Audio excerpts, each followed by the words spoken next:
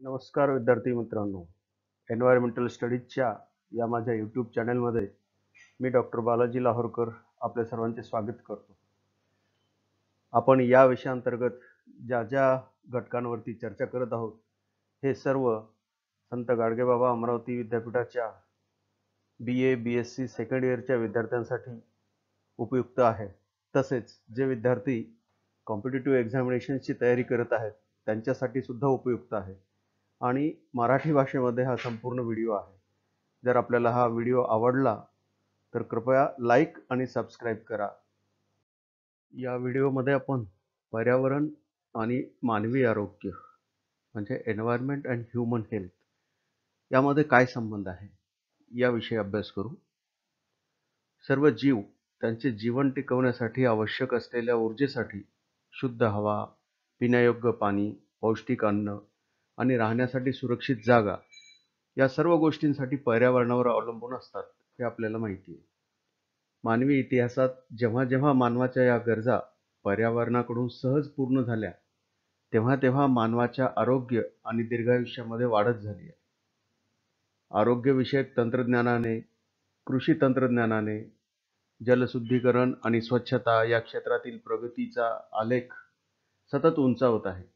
त्यामुळे मानवी आरोग्यावर त्याचा जास्त अनुकूल परिणाम झाला आहे.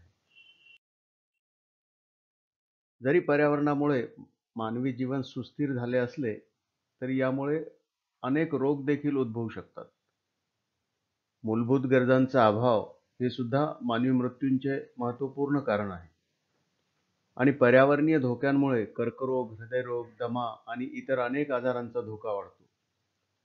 काही धोके भौतिक असू शकतात, जसे की प्रदूषण, विषारी रसायने आणि दूषित अन्न घटक, तर काही सामाजिक असू शकतात, जसे की धोकादायक काम, राहण्यासाठी घरांची खराब परिस्थिती, शहरी भागातील दारिद्र्य इत्यादी. अस्वच्छता व दूषित पिण्याचे पाणी यामुळे सुद्धा अतिसार, कॉलरा, मेंदूज्वर आणि जठराची सूज यासारखे विविध प्रकारचे संसर्गजन्य रोग होण्याची शक्यता अधिक असते. सन 2015 मध्ये काही विकसनशील देशातील जवळपास 3.5 लाख 5 वर्षाखालील मुले हे दूषित पिण्याच्या पाण्याशी संबंधित अतिसार या रोगामुळे मरण पावले आणि अंदाजे 2 अब्ज लोक मलमिश्रित दूषित पिण्याच्या पाण्याचा वापर आजही करतात आणि 2 अब्जाहून अधिक लोकांना तर मूलभूत स्वच्छतेच्या सोयींचा सुद्धा अभाव आहे. पर्यावरणाशी संबंधित आजार म्हणजे कर्करोग, हृदयरोग, मधुमेह, दमा, श्वसनास तीव्र अडथळा होणे, फुफ्फुसाचे रोग, लठ्ठपणा, धोकादायक व्यवसायामुळे होणारे अपघात व जखमा, संधिवात, पार्किन्सन, मलेरिया, पेचिश, औदासिन्य व तत्सम मानसिक आजार इत्यादी. याउलट मानवी स्वास्थ्य व आयुष्य वाढविण्यासाठी पूरक गोष्टींच्या पर्यावरणातील संसाधनाच्या वापरामुळे पर्यावरणावर सुद्धा त्याच्या संतुलनावर सुद्धा परिणाम होऊ लागले आहेत. उदाहरणार्थ, वाढत्या लोकसंख्येच्या गरजा पूर्ण करण्यासाठी करण्यात येणारी भरमसाठ अन्न उत्पादने, मग या अन्न उत्पादनासाठी कीटकनाशकांचा आणि खतांचा अत्यंतिक वापर या सर्व बाबीमुळे पर्यावरणाची सुद्धा हानी होत आहे. सोबतच मातीचे क्षार होणे म्हणजे खारवट होणे, मातीची सुपीकता कमी होणे, पशुधनातून तयार होणारा कचरा, अन्न उत्पादन आणि वाहतुकीतून कार्बन डायऑक्साईडचे उत्सर्जन, जंगलतोड, जास्त मासेमारी या सर्व बाबीमुळे पर्यावरणास हानी होते आणि हानी करणाऱ्या ह्या मानवी कृतींची वारंवारिता सुद्धा या काळामध्ये खूप वाढलेली आपल्याला दिसते. आरोग्य सेवांच्या सुविधावरही खूप परिणाम होतो. रुग्णालये मोठ्या प्रमाणात वीज आणि जीवाश्म इंधन वापरतात आणि वैद्यकीय कचरा तयार करतात. काही आजार रोखण्यासाठी पर्यावरणाचे नुकसान केले जाते. उदाहरणार्थ, सन 1940 ते 50च्या दशकात युनायटेड स्टेट्स म्हणजे अमेरिकेमध्ये आणि इतर विकसित देशामध्ये मलेरियाचे निर्मूलन करण्यासाठी DDTची फवारणी केली गेली आणि यामध्ये डासांचा सर्वनाश करण्यात आला. उपासमार किंवा रोगामुळे होणारे मृत्यूचे प्रमाण कमी झाल्यामुळे लोकसंख्या वाढ उद्भवू शकते आणि लोकसंख्या वाढ झाली की पर्यावरणावर अनेक प्रकारे ताण येतो.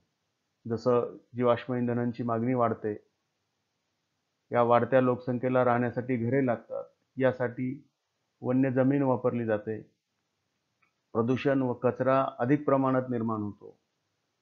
मानवी आरोग्य आणि पर्यावरणामधील संबंध लोकांपुढे नैतिक सामाजिक मूल्यांचे संघर्ष निर्माण करतात आणि त्यांची कायदेशीर कोंडी होते. म्हणजे संख्या वाढली म्हणून पर्यावरणाचा अतिरेकी वापर करण्यात येतो. पर्यावरणाचा अतिरेकी वापर केला की पुन्हा काहीतरी रोग उद्भवतात. या सर्व गोष्टींमुळे मूल्यांचे संघर्ष निर्माण होतात.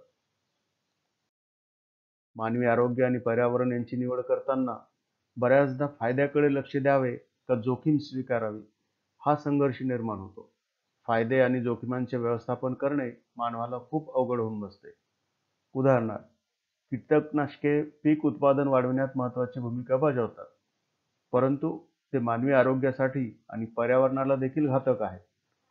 कीटकनाशकांच्या वापराचे पर्याय निवडल्यास मानवी आरोग्य धोक्यात येते आणि कीटकनाशकांचा वापर थांबविण्याच्या कृतीतून कृषीची उत्पादकता लक्षणीयरीत्या कमी होऊ शकते. परिणामी अन्न टंचाईची शक्यता वाढते, खाद्यपदार्थांच्या किमती वाढतील आणि ज्यामुळे उपासमार सुद्धा वाढेल. म्हणूनच पर्यावरण आणि मानवी आरोग्यास होणारे नुकसान कमी करतेवेळी सार्वजनिक आरोग्य अधिकाऱ्यांनी अन्न उत्पादन वाढविण्यासाठी कीटकनाशकांच्या वापराचे नियमन करणे निवडले. अधिकाधिक ऊर्जा उत्पादन आणि वापर मानवी जीवनास मदत करते, परंतु त्यामुळे नैसर्गिक संसाधनांचाही अतिरेकी वापर होऊन पर्यायाने ते पर्यावरणास आणि मानवी आरोग्यासाठी देखील धोकादायक ठरू शकते. फायद्याचे आणि जोखमींचे संतुलन राखले पाहिजे. ते कसे? जागतिक तापमानवाढीच्या समस्येत फायद्याचे आणि जोखमींचे संतुलन राखण्याइतकी दुसरी कोणतीच समस्या मोठी नाही. ग्रीनहाऊस वायूंच्या मानवी उत्पादनामुळे जागतिक हवामान बदलाची टक्केवारी वाढली आहे. हवामान बदलामुळे पर्यावरण आणि मानवी आरोग्यास मोठ्या प्रमाणात हानी पोहोचण्याची शक्यता आहे. परंतु ग्रीनहाऊस गॅस कमी करण्यासाठी काही प्रतिबंधात्मक पावले उचलल्यास स्थानिक, जागतिक आणि राष्ट्रीय अर्थव्यवस्थेला प्रतिकूल परिणाम भोगावे लागतील आणि पावले न उचलल्यास त्याचे परिणाम मानवी आरोग्यास भोगावे लागतील. उदाहरणार्थ, जीवाश्म इंधनावर मोठ्या प्रमाणात करवाढ केल्याने इंधन कमी वापरले जाईल, त्यामुळे कार्बन डायऑक्साईड उत्सर्जनात निश्चितच कमी येईल, परंतु यामुळे वाहतुकीचा खर्च देखील वाढेल आणि महागाई होईल.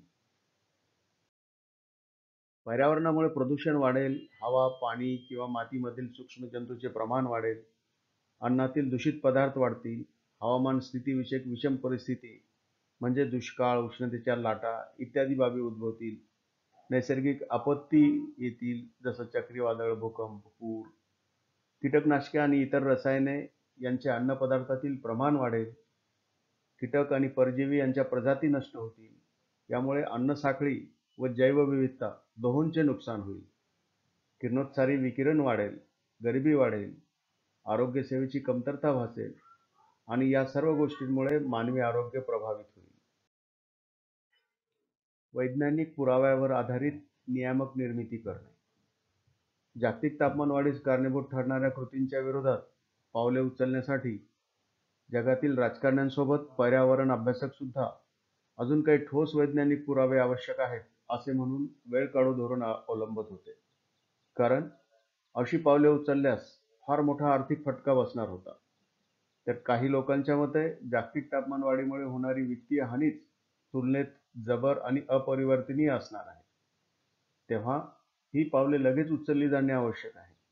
हा वैचारिक गोंधळ पुन्हा जोखमीच्या व्यवस्थापनाबाबत प्रश्नचिन्ह निर्माण करतो की निर्णय प्रक्रियेत वैज्ञानिक पुराव्यास कितपत महत्त्व आहे. मानवी आरोग्यासाठी महत्त्वपूर्ण असणाऱ्या विषयांच्या बाबतीत सुद्धा आपण जोखीम स्वीकारणार का नाही? अमेरिकेतील बहुतेक नियामक संस्था विविध रासायनिक विश्लेषण, पेशी अभ्यास, प्राण्यावर केलेले प्रयोग आणि नियंत्रित क्लिनिकल चाचण्या इत्यादी वैज्ञानिक अभ्यासाच्या माहितीवर आधारित लाभ व जोखीम विषयक निर्णय घेतात. बऱ्याच वेळा या एजन्सी पूर्ण शास्त्रीय पुरावे असल्याशिवाय नियामक निर्णय घेत नाहीत आणि बऱ्याच जणांनी प्रतिबंधात्मक उपायांचे सुद्धा समर्थन केले आहे. तर बरेच जण वैज्ञानिक पुरावे कमी असली तरी पर्यावरणाचे अपरिवर्तनीय नुकसान टाळण्यासाठी किंवा ते कमी करण्यासाठी नियामक निर्मितीस समाजाने उत्तेजन दिले पाहिजे या मताचे आहेत. परंतु या मतास युरोपीय सत्तेकडून मात्र समर्थन मिळालेले नाही. सामाजिक न्याय. लाभ आणि जोखमींचे व्यवस्थापन करताना सामाजिक न्यायाचाही विचार करणे गरजेचे आहे. सर्वसाधारणपणे सामाजिक आर्थिक स्थिती कमजोर असलेले लोक रोजीरोटीसाठी अधिक जोखमीचे काम करतात. मग त्यांच्या कामाच्या ठिकाणी अधिक प्रदूषण असते. जसे शिसे, पारा, कीटकनाशके, विषारी रसायने इत्यादीशी संबंधित जी कामे आहेत त्या ठिकाणी हे प्रदूषण अधिक असते. तसेच हे काम करणाऱ्यांच्या वसाहती सुद्धा म्हणजे त्यांचे राहण्याचे ठिकाण सुद्धा हानिकारक अशा पर्यावरणाचे असतात. त्यांची घरे, हवा आणि पाणी प्रदूषण अधिक असणाऱ्या वसाहतीत असतात. कारखाना, ऊर्जा प्रकल्प किंवा कचरा टाकण्यासाठी एखादी साईट निवडताना तेथे काम करणाऱ्या कामगारांच्या सुरक्षेचा विचार समाजाने व राष्ट्राने सर्वप्रथम करावा.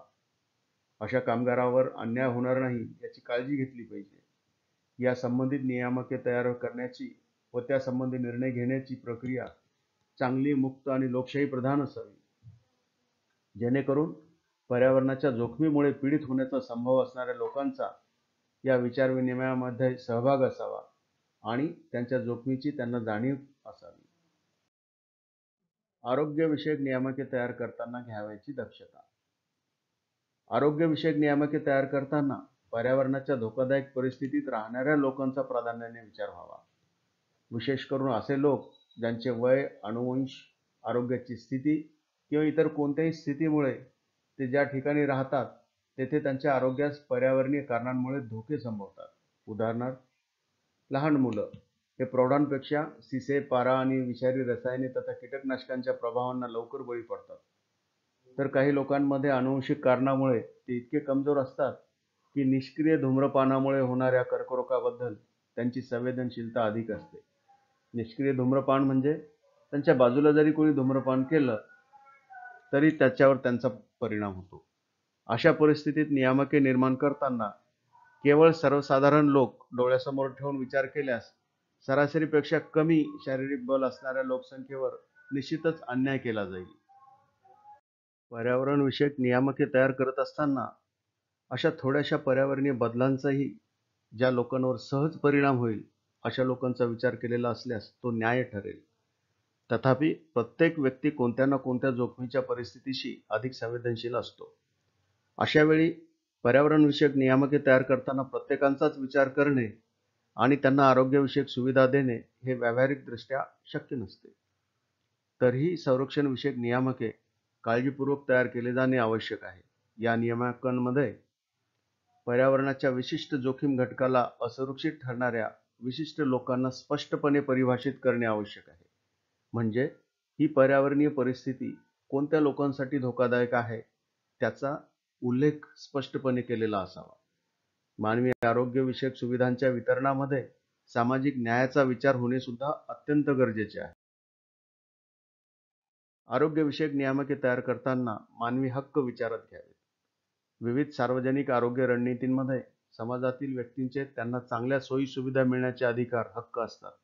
जसे की योग्य उपचार मिळण्याचा अधिकार, लसीकरणाचा अधिकार, निदान किंवा चाचणी करण्याचा अधिकार, साथीच्या रोगांची लागण झाल्यास विलगीकरणाचा अधिकार, क्षयरोग, सार्स, HIV, एड्स आणि न्यूमोनिया यासारख्या संक्रामक रोगांचा प्रसार रोखण्यासाठी विविध वैयक्तिक मानवी अधिकार आहेत. तसेच कोळशाच्या खाणीत काम करणाऱ्या कामगारांच्या सुरक्षित वास्तव्याच्या अधिकारासाठीच मालकास कामगारांसाठी वसाहती निर्माण करण्याचे, कामगारांच्या सुरक्षेसाठी आवश्यक काळजी घेण्याच्या बाबतीत विविध नियामके केलेली असतात. 150 पेक्षा अधिक घरकुले बांधणाऱ्या व्यावसायिकास रस्ते, पदपथ, नाल्या, पिण्याचे पाणी, वीज तसेच इतर पर्यावरणपूरक सुविधा निर्माण करणे कायद्यान्वये बंधनकारक आहे. मानवी आरोग्य, पर्यावरण या विषयावरील संशोधनात मानवी हक्क विषयक समस्यांशी संबंधित विविध प्रकरणे येतात. पर्यावरण विषयक संशोधने नीती नियमानुसार होण्यासाठी त्यात मानवी विषयांना प्राधान्य देणे आवश्यक आहे.